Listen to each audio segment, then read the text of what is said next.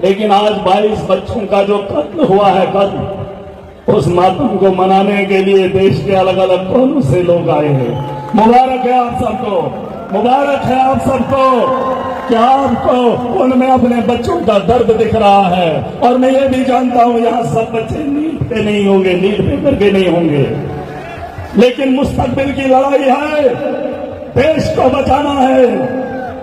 अगर देश इस तर्ज पे चलता रहे तो यकीन मानिए इतिहास उठाकर देख लीजिए, हम कुछ भी ना हो लेकिन फिर भी बहुत कुछ है कि अपनी देश की बका के लिए एक रहेंगे और इस देश को किसी को तोड़ने नहीं देंगे। ये तो अपनी कुर्सी के लिए कुछ भी करेंगे, लेकिन ये भूल गए कि हम अपने देश को बचाने के लिए कुछ भी करेंगे।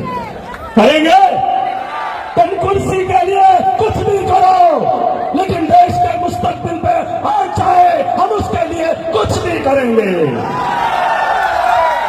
तो बताओ, अगर तुम्हें देश से मोहब्बत है तो इस जनजी की बात मानकर उससे इस्तीफा लेके दिल्ली की गलियों में से आपको कॉकरोच नहीं दिखेंगे। इतनी सी बात है, इतनी सी बात है।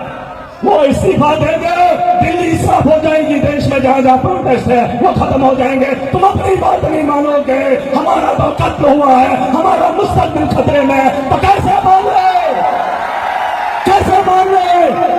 इन्हें लगता है कि ताकत के दम पे तुम जितना कौन समाओगे, जुल्म करोगे, हम भाग जाएंगे, तुम कत्ल भी करोगे और तुम्हें माफ किया जाएगा। नहीं, इस गलतफहमी में मत रहना। ये वो मुल्क है जिस मुल्क में कुर्बानियां लगी है, और अगर जरूरत पड़े फिर से शुरुआत हो जाएगी।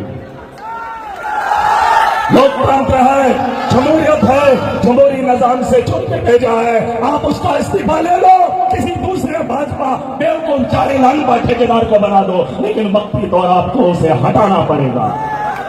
हमने ये तो नहीं कहा कि स्टूडेंट में से किसी को मंत्री बना दो, हमने ये तो नहीं कहा कि अपोजिशन से किसी को उठा के मंत्री बना दो, लेकिन जो कह दिया सो मानने से एतराज क्यों है, क्यों है? अरे वो तो दूर की बात है, फिलहाल वो तो करे, यहाँ तो प्रधानमंत्री जी को ही हटाना पड़ेगा। ये तो सरकार ही बदलनी पड़ेगी, सरकार बदलनी पड़ेगी। लेकिन उससे पहले अगर इनको लगता है कि देश का माहौल खराब हो रहा है तो इस्तीफा मांग रहे हैं। इसमें बड़ी बात क्या है? मोदी का बड़ापन यही है, अपने आदमी को साइड करके दूसरा अपने आदमी बिठा दे, बिठा दे। अरे वो तो दूर की बात है, सुन, फिलहाल तो इतना करे। ये तो देखिए, मैं तो चाहता हूं, सब चाहते हैं ऐसे लोगों को बना ले एजुकेशन मिनिस्टर। आपको लगता है क्या? अरे लगता है कि इनको दे देंगे?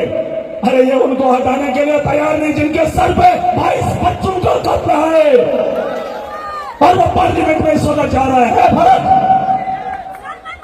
इनको जड़ से उखाड़ फेंकना ही जरूरी है, उसकी तैयारियां हो रही है, और मैं चाहूंगा इसी तर्ज पे डटे रहिए, और जो अंधभक्त हैं वो पीछे बैठ गए।